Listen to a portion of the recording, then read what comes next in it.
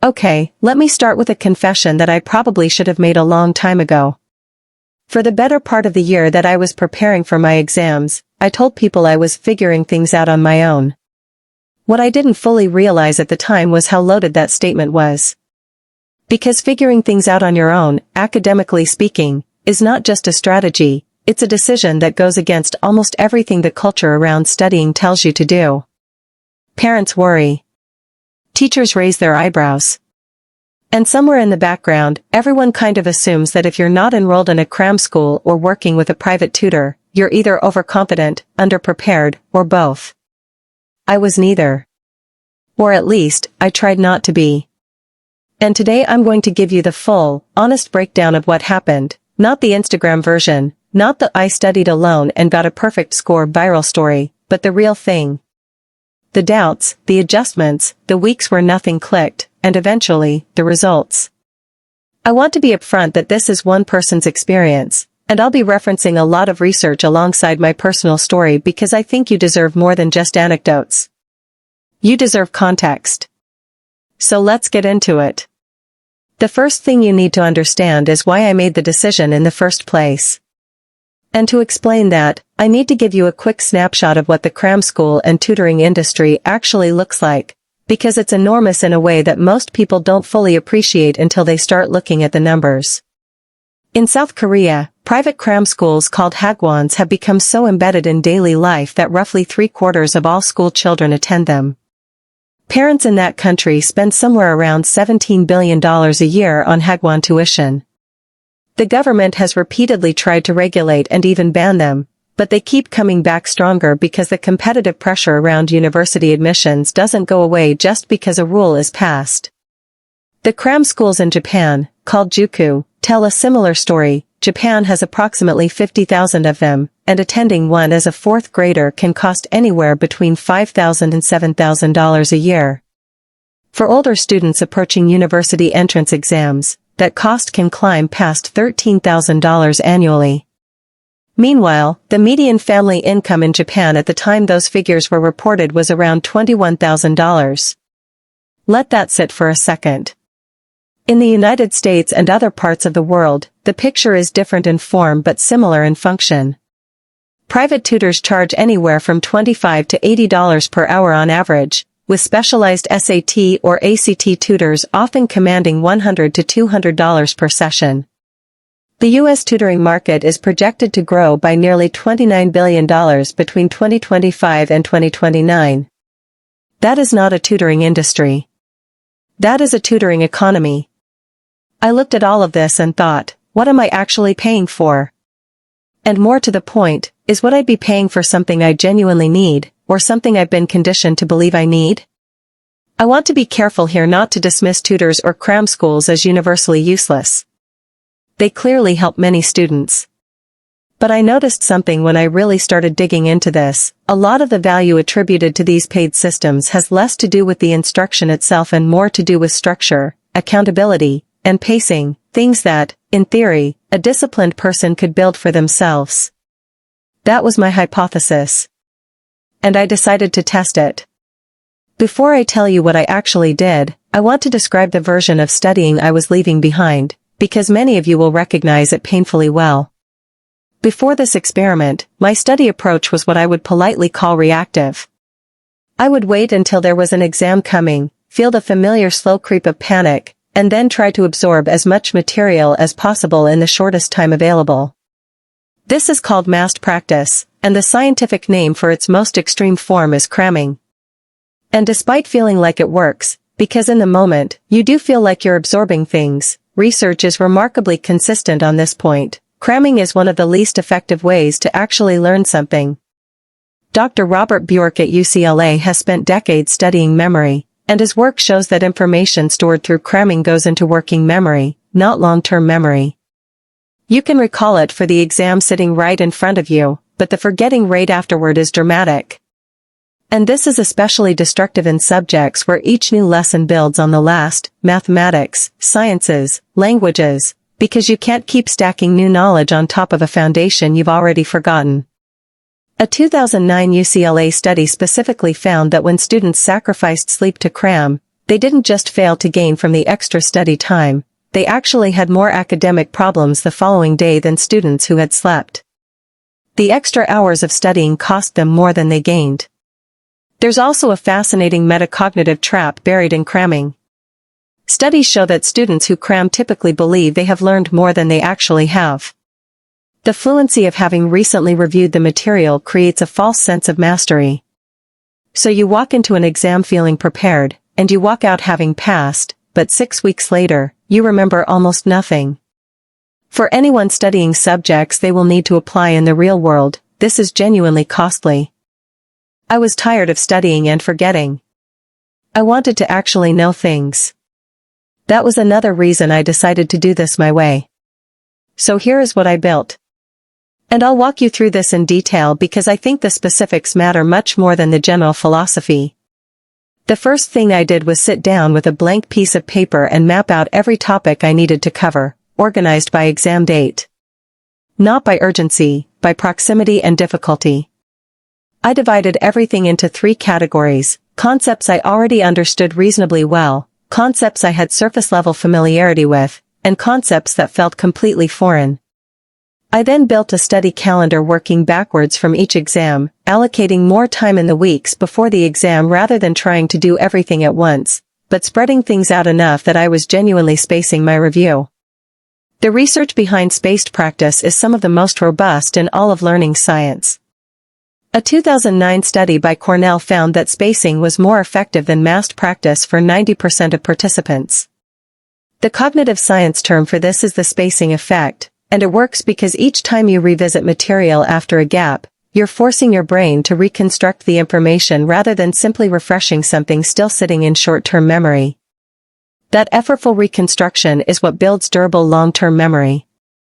Studies suggest that distributing practice over 2 weeks after initial learning, followed by review sessions 1 and 2 months later, can help students retain almost all of what they've learned. The second thing I built was a daily study rhythm.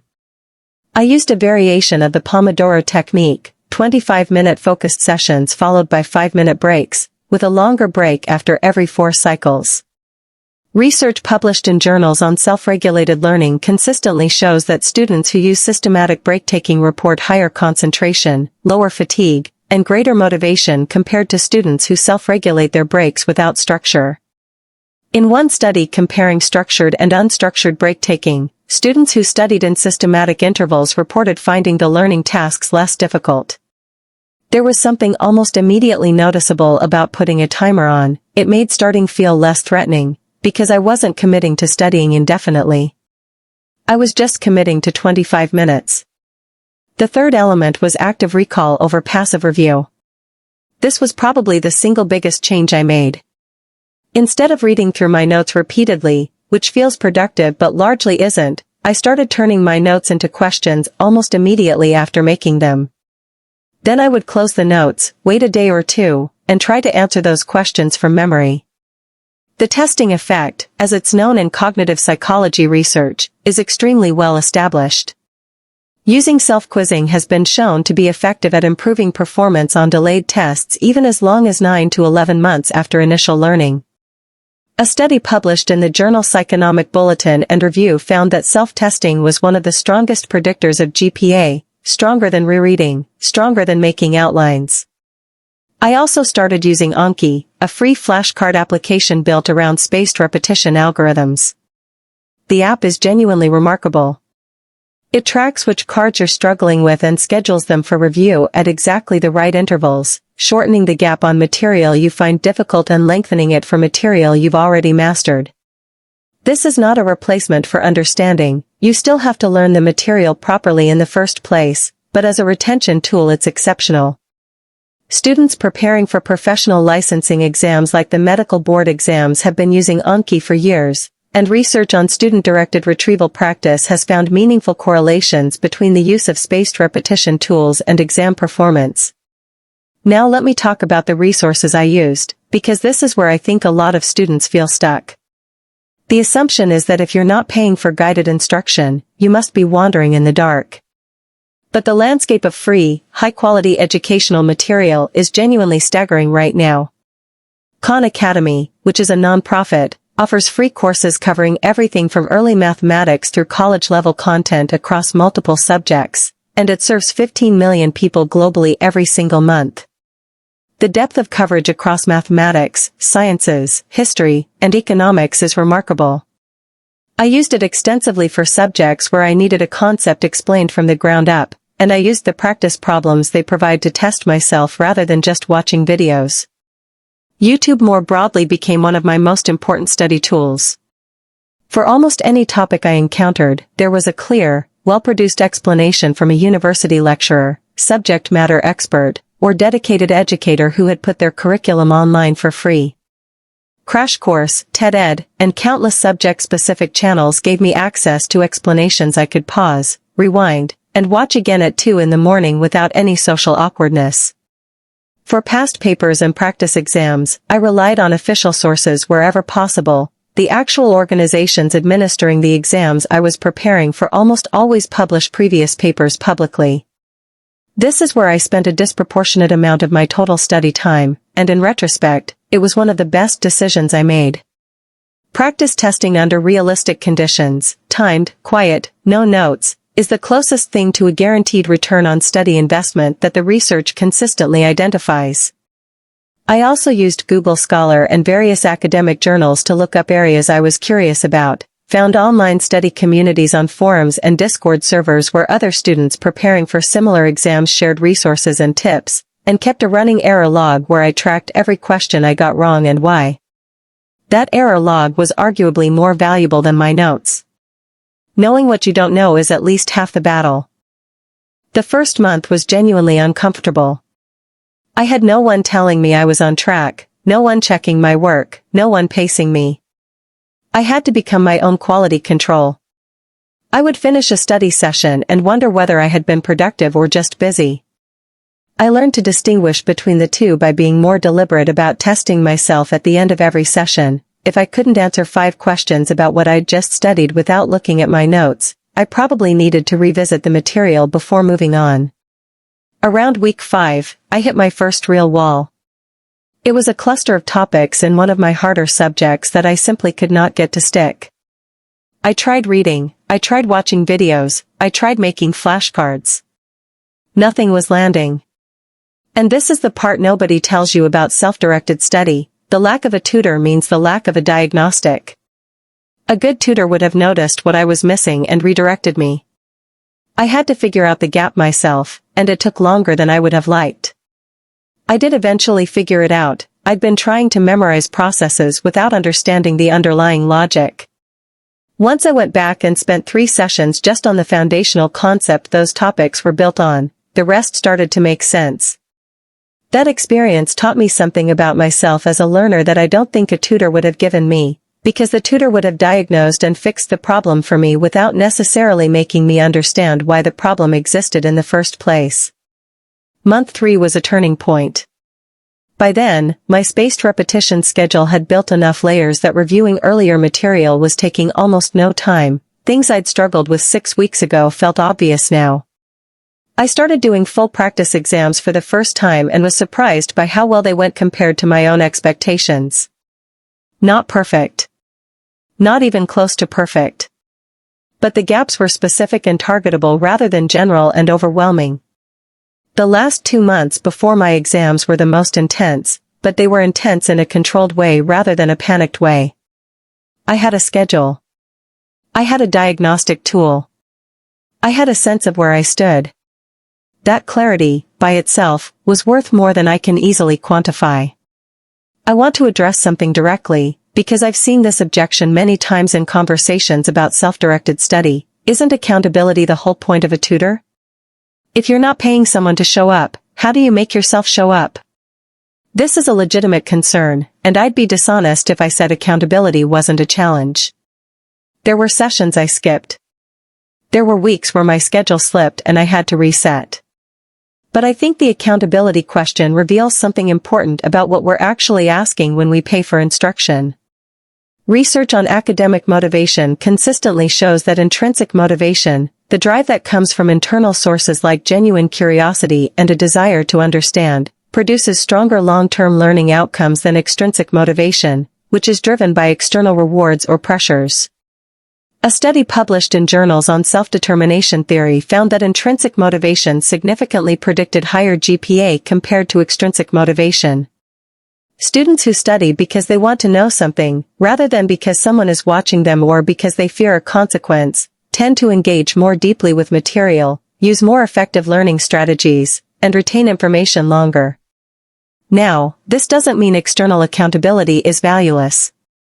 It isn't. But it does suggest that leaning entirely on paid external accountability structures may actually undermine the development of the very skill you need most for long-term academic success, the ability to direct your own learning.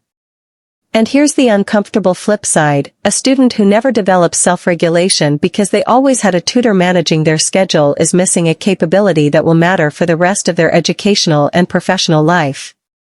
I'm not saying this to make anyone feel bad for using a tutor. I'm saying it because I noticed, over the course of those months, that the act of holding myself accountable was itself a skill I was building. By the end, showing up to study didn't feel like an act of willpower. It had become a habit, in the genuine behavioral sense of the word, a routine that had been repeated enough times that its absence was the thing that felt uncomfortable. There's also a broader picture worth acknowledging here. The relationship between extra instruction and academic performance isn't as simple as more instruction equals better outcomes. The sociologist Ikuo Amano at the University of Tokyo famously said that juku, Japanese cram schools, are harmful to Japanese education and to children, arguing that the constant pressure and lack of free time created by attending supplementary school after regular school hours was damaging to students' development. Research on student burnout has found that academic pressure is one of its primary drivers, and the effects of burnout, emotional exhaustion, cynicism toward learning, reduced academic performance, are well documented. Over 48% of teachers in one survey reported that student anxiety and depression were major problems in their classrooms. A report examining student burnout found that among some student populations, burnout rates were extraordinarily high. In one large survey of adolescents in 2020, over 70% reported experiencing academic burnout. When I look at those numbers and think about students who are attending regular school during the day and then cram school in the evening until 10 at night, which is standard in South Korea, I don't see a recipe for learning. I see a recipe for exhaustion that is being mislabeled as rigor.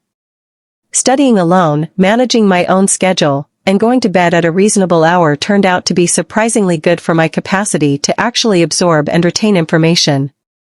This is not a small thing. Sleep consolidates memory. That is not a lifestyle tip, it's a neurological fact. UCLA researchers studying the relationship between sleep and cramming found specifically that students who sacrificed sleep for extra study time ended up with worse academic outcomes the following day. The body and brain are not separate from the learning process. They are the learning process. So what were my actual results? I passed the exams I was preparing for. More than passed, I performed better than I had projected based on my early practice tests, and significantly better than I had performed on a previous attempt where I had used a more passive, last-minute approach. The subjects I had built the most complete spaced repetition schedule for were the ones I felt most confident in during the exam itself. The subjects where my schedule had gaps, because life happened, because I underestimated the time required, were the ones that felt shakier. Perhaps more importantly, in the months after those exams, I have retained far more of what I studied than I ever retained after previous exam cycles. I can still reconstruct arguments, explain concepts, and apply frameworks from subjects I studied more than 6 months ago. That is not something I could do before.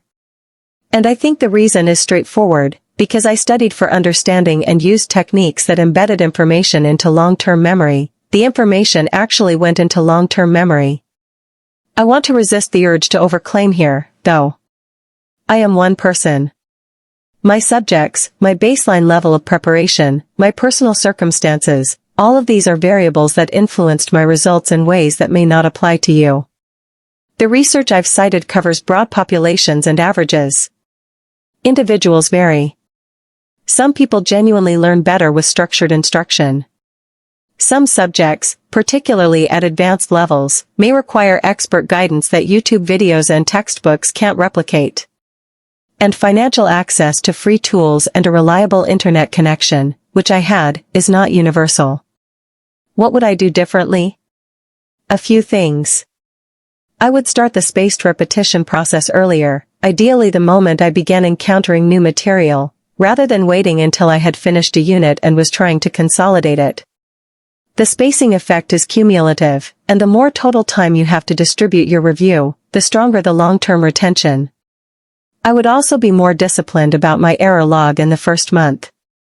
I tracked my mistakes fairly consistently in the later months, but early on I would get a question wrong, feel the sting of it, and move on without properly analyzing why. That's a wasted learning opportunity. The question you get wrong is more valuable than the 10 you get right, because it tells you exactly where your understanding is incomplete. I would also, and this one might surprise you, have sought out more human contact around the material, not a tutor, but study partners, online forums, people preparing for the same exams with whom I could discuss ideas. Research on learning consistently identifies the benefits of explaining material to others as one of the most effective study strategies available. There's a whole framework called the Feynman technique built around this idea. If you can explain something simply and clearly to someone who doesn't know it, you understand it. If you can't, you don't. I used this with myself, talking through concepts out loud alone, but having a real human to push back and ask clarifying questions would have made it even more powerful. So where does all of this leave us? I think the honest conclusion is that studying without a cram school or private tutor is absolutely viable, but it demands more from you, not less. The support structures those paid systems provide are real: pacing, accountability, expert feedback, and a forced schedule. When you remove them, you have to build those things yourself. And that is genuinely hard, especially at the beginning. But here is what I have come to believe: the effort required to build those structures yourself produces something that purchased instruction rarely does: the ability to learn independently. And in a world that changes fast enough that the specific content of what you learn in school is often obsolete by the time you try to use it professionally, the ability to learn independently might be the most valuable skill you can develop during your academic years. The research on self-directed learning is consistent on this point. Students with higher self-directed learning skills tend to have higher academic achievement. They identify their own learning needs, select appropriate strategies, manage their time, and evaluate their outcomes, all without external management. These are not just academic skills. They are life skills. I'm not saying don't use tutors. I'm not saying cram schools are universally harmful. I'm saying that before you write a check for supplementary instruction, it's worth asking what you're actually buying and whether you could build those same things yourself. Sometimes the answer is no: you genuinely need the expert feedback, the diagnostic precision, or the accountability structure. But sometimes the honest answer is that you're paying someone to make a decision for you that you're capable of making yourself, and in doing so, you might be shortchanging your own development. I studied alone. It was hard. It worked. And the version of me who came out of it on the other side knows how to sit down with something I don't understand and turn it into something I do. I didn't have that before. And no one could have taught it to me by doing it for me. If you're thinking about trying this, do it seriously, not casually, not on a whim, but with a real plan, a real schedule, and real honesty about where your gaps are. The research exists. The free tools exist. The community of people doing the same thing exists. You have more resources available to you right now than any generation of students in history. Use them.